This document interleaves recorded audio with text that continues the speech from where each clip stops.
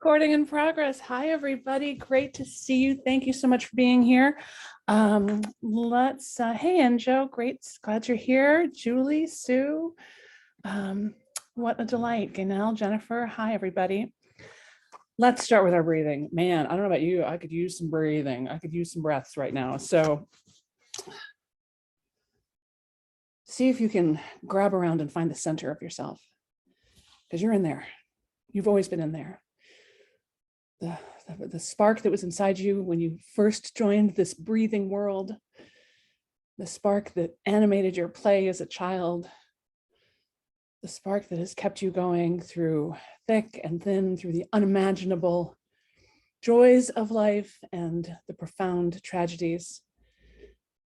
There's a spark that's only yours. It's irreplaceable, it's unknowable, it's mysterious, and it's yours. So see if you can find it inside of yourself, inside of your body. See if it has a temperature, if it has a size, a sparkle, a weight, a color. Join with it, nurture it, and let's breathe into it. You ready? Let's inhale, 2, 3, 4, hold, 2, 3, 4, 5, 6, 7. Exhale, 2, 3, 4, 5, 6, 7, 8. Inhale, 2, 3, 4. Hold, 2, 3, 4, 5, 6, 7. Exhale, 2, 3, 4, 5, 6, 7, 8. Inhale, 2, 3, 4. Hold, 2, 3, 4, 5, 6, 7. Exhale, 2, 3, 4, 5, 6, 7, 8.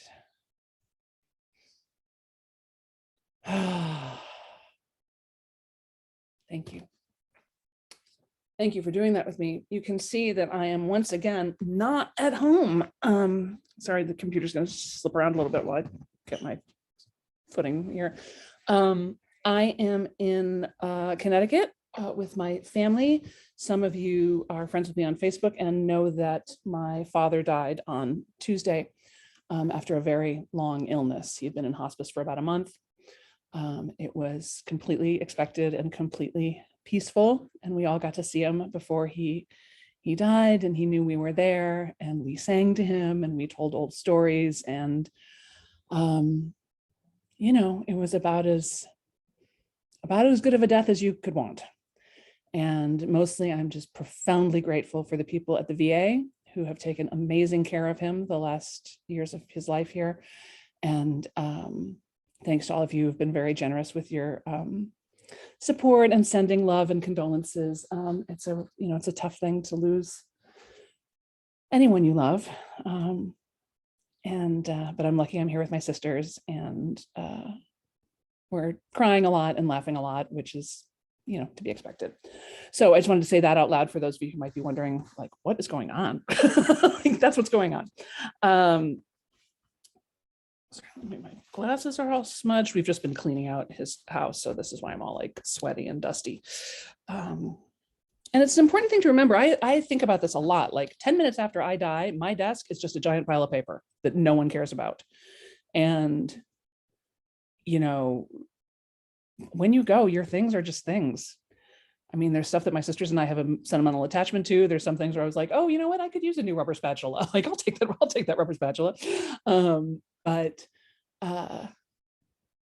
really, the hanging on to the stuff is, you're probably hanging on to a lot more than you need to. And you're probably ascribing a lot more meaning and value to it than is entirely correct. Liz says rubber spatulas are great. I know, right? Oh, great. You're all very sweet to say such nice things. Thank you, everybody. I'm really glad to be here with you. My sisters were like, are you sure you want to do this today? You know, Veronica could do it. And I'm like, no, I know Veronica could do it. But it was my joy to be here with you. So let's, and all this is to say that, you know, despite the whatever my personal, you know, sadnesses are, there's a lot of really deep global sadness going, right? I mean, there is war, global pandemic, violence against children, violence against women, violence. There's a lot of, economically things are looking pretty sketchy. There's a lot to be worried about. There's a lot to be frightened about. There's a lot to have a lot of strong feelings about, especially for you all who are so empathic, so highly sensitive, so highly creative. It affects you, even when it's not directly affecting you, it affects you. So I mostly just want to acknowledge that. And I want to ask you all, what are the symptoms for you of your mojo not working, of your no mojo? How do you know when you are in a no mojo state? I think we know, when we're in mojo, we feel it, we get up, we have energy, we have ideas, we're moving through things pretty quickly, we're resilient. Yeah, Liz says, I'm not writing. Yes, I notice all the not writing I'm doing. Veronica's the unshakable need to nap. Yes, sleep. Good, feeling kind of meh about everything. Yeah, even things that you would think would be joyful and exciting is like, eh. Yes, sleep. Rabbit trailing. Megan says, I'm in a shadow of what's the point? Sometimes it's not even a clear thought, just a vibe. Ooh, Cindy says self-pity. Yes, feeling really sorry for yourself, which I have to say I'm fully in favor of, because feeling sorry is just feeling sad. And if you can't feel sad for yourself, who can you feel sad for? Rabbit trailing, she means chasing rabbits. So like a lot of little ideas that you sort of spend a lot of time burning up, not that don't really go anywhere. Can't focus on any one thing, just keep chasing rabbits. I'm assuming that's what she means. Sleep, nap, too much TV, fatigue. Veronica says executive dysfunction around doing my dishes also. I had a friend who was like that. Every time she could tell when she was headed into a depression, because all of a sudden doing the dishes seemed like an insurmountable Mount Everest of impossible. And I remember going over to her house one time and doing her dishes for her, and she acted like I had literally performed CPR. She was like, this is amazing. This is incredible. Like I can feel my whole world changing as you're doing these dishes. And it was she was a single person who lived alone. It wasn't that many dishes, but that's not the point, is it? Right? Just dead inside, no output. Yes. I'm in a no mojo state when I don't feel like creating or communicating, says Julie. However, when I'm grieving, I give myself permission to do nothing. That's true. That's the no mojo is different than grieving for sure. Amy says binge reading. Oh my gosh. And for me, binge rereading, right? I have some books, mostly historical novels that are about 900 pages long, that I reread and have reread I don't know how many times, because it's my comfort space. It's my equivalent of binge watching old TV shows. TV, Sudoku, endless social scrolling. Liz says, yay, turns out the dishwasher does work. Exhausted, uninspired. Sometimes I'm cynical. Yeah, that can work. Or looping. Inner critic comes out, discounts everything I do. I wrote 11,000 words in 4 days. Yeah, but that doesn't count. Man, that inner critic is cold. And yes, dishes become impossible. And not doing them becomes an indictment on my self-worth. Woo! Binge rereading. Woo, woo, woo. Okay, good. These are very helpful. I want you guys to notice what your symptoms are so that when it pops up, you can tell, right? Oh, look, there's one of my dad's fishing rods in back. And what have you tried that doesn't work? What have you tried that doesn't work? I think we can agree that the boundless self-criticism does not help at all. I think we can agree that the long time spent staring at things that don't matter doesn't really help.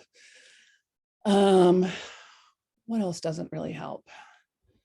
Chocolate. Well, chocolate helps a little. I don't want to take everything away from chocolate, but you're right. Too much chocolate does not improve the situation.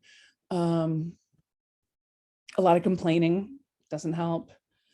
Yeah, being brutal about the things doesn't help, only makes it worse, right? Exactly. Trying to power through and act and achieve like my usually male friends are doing. Yep. Moan. There's a thing my dear friend Bill Thomas used to say was praying the problem. praying the problem. That's when you call up your friends and you're like, oh my God, I have this terrible problem. And then you tell them all about the terrible problem and they, comfort you and give you advice. And then you hang up the phone and call the next person. And you're like, oh my God, let me tell you about my terrible problem. That's praying the problem. So you're just staying in communication with the problem without really looking for a solution. Good. Okay. So we've established what it feels like to have no mojo. We've established what does not work. And I want to let you know that I have a possible solution. I have a couple of suggestions that I'll give you right now. Oh, analyzing, trying to figure out why. Oh, good, Amy, good insight. Yes. Trying to figure it out with your mind, right? Externalizing blame. Sue says not creating does not help. Good noticing, right? This is not solving the problem. Not doing the thing doesn't solve the problem of not having done the thing.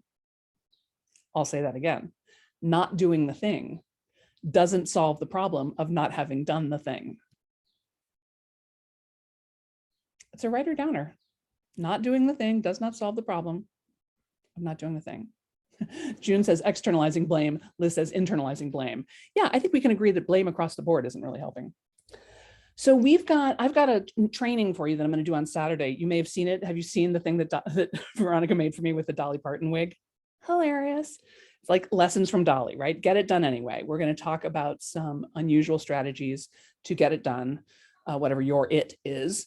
And I'm going to have a special offer for you for the next Get It Done Lab, which is starting very soon. If you are not currently enrolled, please sign up. You will get the recording. Even if you know you're not going to sign up for Get It Done Lab, that's fine. The training is still valuable. I don't do those big fluffy nonsense trainings. So be sure to do that. Veronica's put up the link. It's at therealsambennett.com/Dolly-webinar. Julie says signed up already.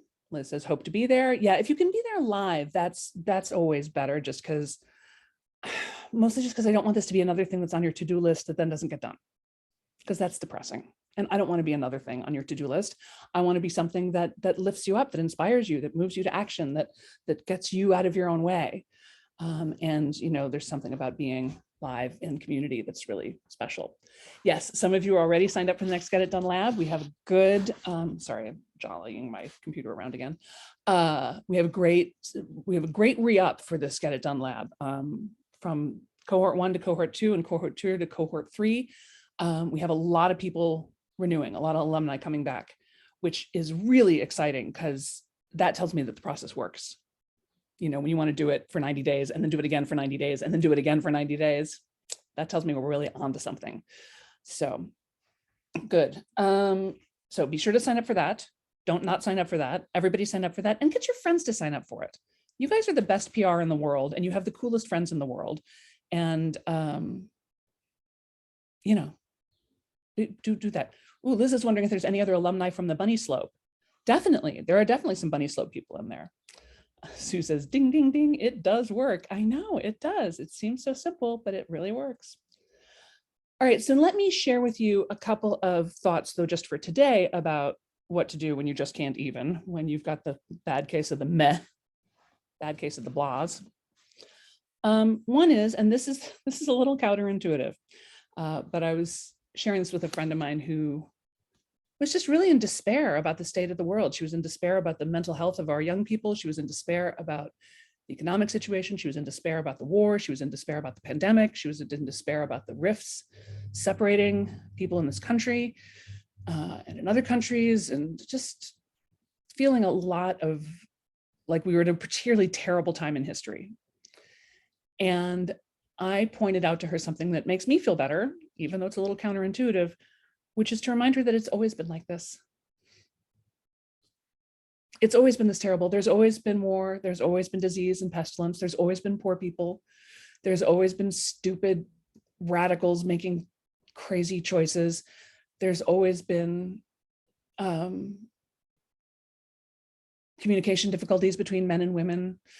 There's always been divides between rich and poor. There's in ancient Greece, they were sitting around going, kids today, they have no respect. They don't understand the old ways. And that music they listen to, it's just noise, right? I mean, and I'm not kidding. This is literally in ancient Greek texts, so it just appears to be part of the human experience. Why? I don't know. And it hurts us because we have the ability to conceive of a peaceful world. We have ability to conceive of a just world. We have the ability to conceive of a world in which compassion and kindness lead instead of violence and cruelty. But we don't quite be able to seem to get there. And so for me, just knowing like, no, this is not unusually bad. It seems unusually bad because it's happening to us, but it's everywhere all the time. Every culture throughout all time. It's not like we can look back throughout history and go like, hey, remember that time when men and women really got along great? Hey, remember that time when all the races just were really peaceful with each other and really focused on understanding and learning from one another? It's never happened. Remember when there was that time when that like equal distribution of wealth? Never happened. It's never happened. So understanding that what we're dreaming of is a fairy tale, and what's happening is present reality. And this is going to sound really radical, you guys, but maybe it's not bad. I mean, it feels bad because it's happening to people we love, but maybe it's just the state of things. I mean, kind of like death, right? Death in and of itself is not bad. Death is 100% guaranteed. It happens to absolutely everyone and everything. So if it is a permanent condition, if it is a condition of the world, maybe we could take the judgment off it and just go, wow, I'm noticing the condition of the world. The condition of the world is that I will die. You will die. And for some reason, the truth is relaxing. Understanding that there isn't an easy solution to these things. There isn't a, well, if people would just this or just that. No, the world is a complicated place, and people, we're not great decision makers, particularly in groups. And even as much innovation as there is, we're still a pretty primitive crowd.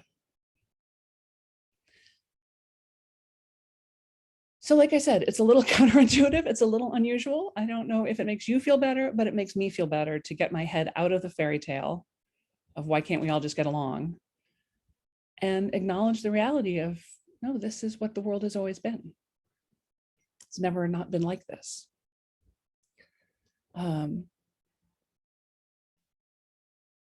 June says, a quote from an elder in a play to a frantic youth, Rome is always burning. Exactly.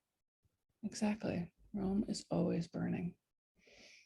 Lainey says, just over a century ago, there was World War I, then the pandemic. Oh, and I remember when I was in high school and there was the threat of nuclear war and the Cold War, and there was Reaganomics, and we thought that was the end of the world. So, in the same way that there are always young people who feel like, they're up to something new, and that us old people just don't understand, and we're like, no, we felt the same way. So that's one thing, is just taking not just a long view, but a really long view, like a long view of forever, a long view like the rocks, like the single cell organisms in the sea, a long view, yeah, like the whales, So that's one. And you might want to make some 5-minute art about that. And Joe says, well, then I guess it's not our fault. It's kind of not our fault. It's still our responsibility. Oh my God, Veronica just said the exact same thing. Jinx, you owe me a Coke. Yeah, it's our responsibility to make things better in the spaces that our hands and feet can touch, in the spaces that our money can touch, in the spaces that our thoughts and prayers and actions can touch. We didn't break it, but we want to leave it better than we found it, right? Gail says, very comforting. Yeah, I think so too. I really do. The other thing that I will remind you really helps is what we're doing right now is getting into community, being in community with other smart, loving, wonderful, creative people who will help remind you to have compassion for yourself when you're being hard on yourself, and will celebrate with you when you do great things and urge you on when you get discouraged. And I'm guessing that that community is not currently part of your family and friends. They might be some of your family and friends, but mostly your family and friends are sort of invested in you staying the way that you are. There's something about the way that you are that works for them. But when you are in a group of people in sort of a mastermind setting, in like our Get It Done Lab experiment setting, even in this Facebook Live community, I am not invested in you staying the way you are. I am invested in you doing the thing that you've told me you want. I want for you what you want for yourself. So, and it's funny, when we're in Get It Done Lab, I often, we do worksheets and exercises, and then I'll put people into breakout groups to share their responses with one another. And it doesn't matter how long I put them in breakout groups, they always come back and they're like, we want more time. We want more time to talk to each other. We want more time to talk to each other. Because it's beautiful to be in a space with a really brilliant person who just sort of automatically loves and respects you and is just there to cheer you on, just there to say, yes, do it. Yes, you've got it. Yes, that's right. Yes, I love that idea. Yeah, do that. It's addictive, so quit trying to do it all by yourself. I know you handle a lot of things all by yourself, and I'm not going to try and talk you out of that. But for getting your mojo back, feelings are contagious. Feelings are contagious, right? If you go up to a group of people and strangers even, and start looking at your watch and tapping your foot and acting all impatient, it's not very long before they will start tapping their feet and acting impatient. If, however, you go up smiling and saying sweet things, they will start smiling and saying sweet things. It's just how we are as tribal animals. So when you get in a group, like Get It Done Lab experiment, you get to benefit from the positive peer pressure and the sort of feeling of excitement, and even a little bit of positive competition of like, well, if she did that, I think I could do that. Or, hey, well, that guy really did that. He's not better than me. Like that guy's kind of weird. I think I could do better. It's sort of fun. So that's my part 2. So 1, remember that it's always been this way. 2, quit trying to do it alone. Get in a group. And if you're not going to join Get It Done Lab, I don't care, but get a group somewhere.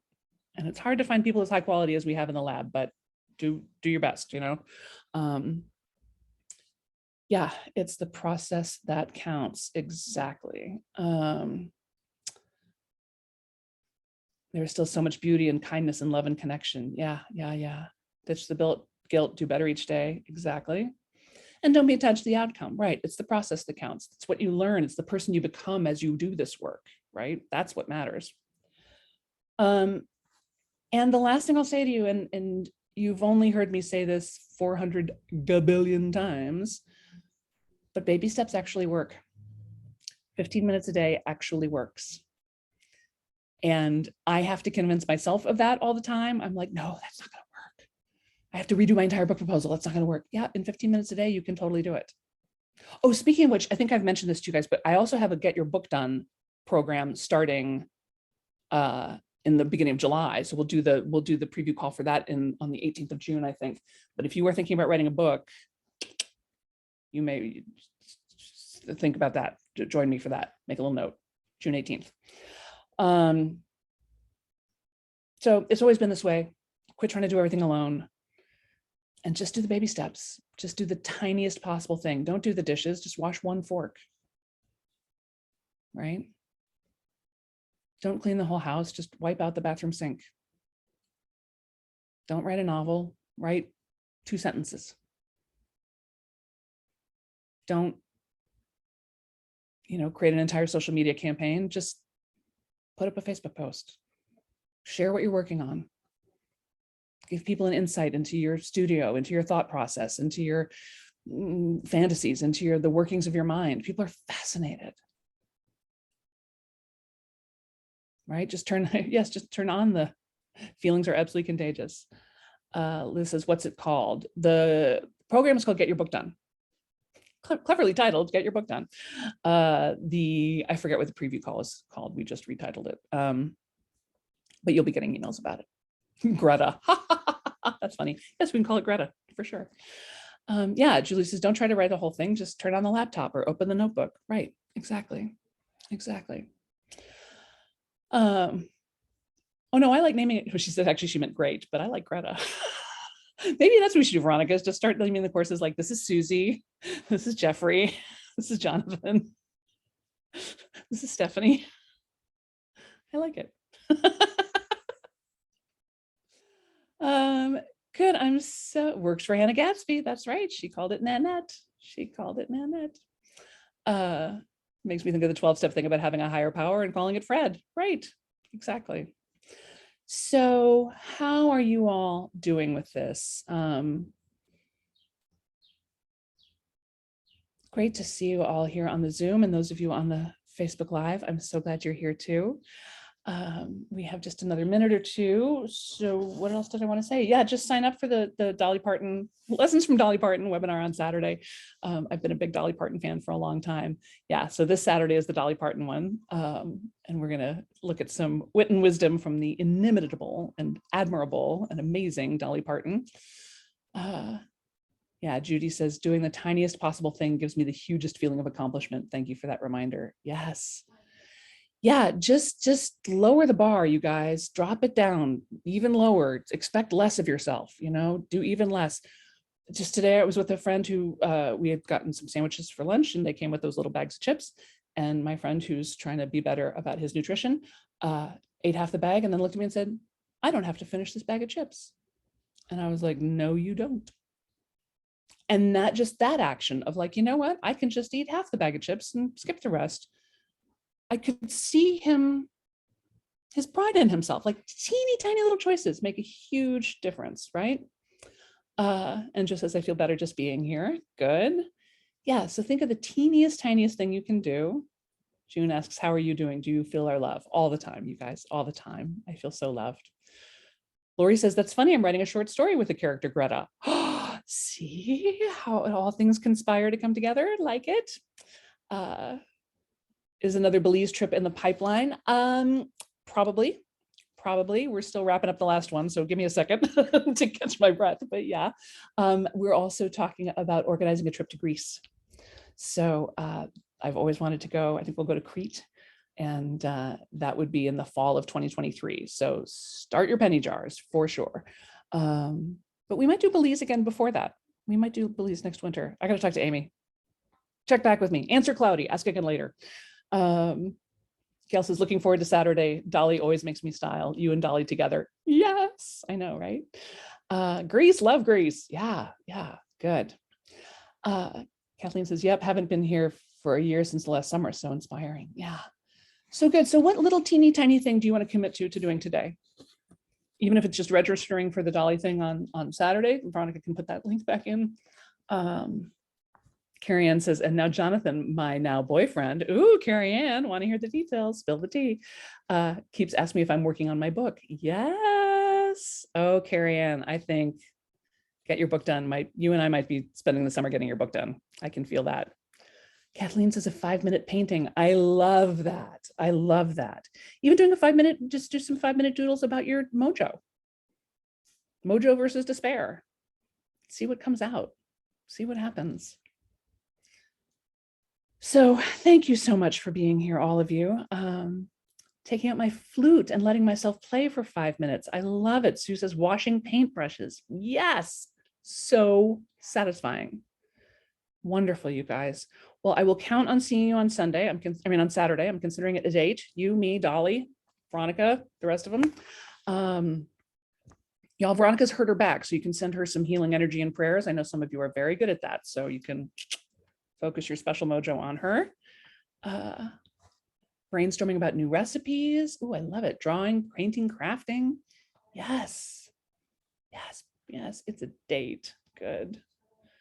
Organizing all my pages of 15-minute writing. Oh, that's fun. Frank says my tiny action is pomodoring with the heating pad. Yes, girl.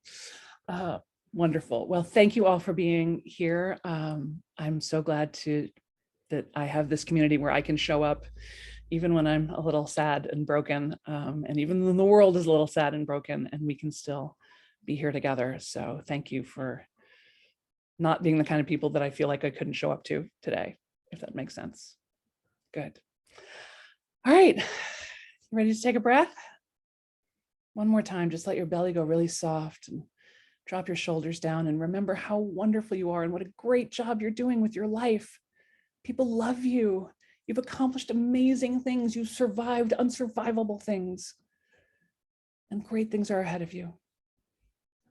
So let's inhale, 2, 3, 4, hold, 2, 3, 4, 5, 6, 7. Exhale, 2, 3, 4, 5, 6, 7, 8. Thanks, everybody. Thanks for doing this with me. See you Saturday.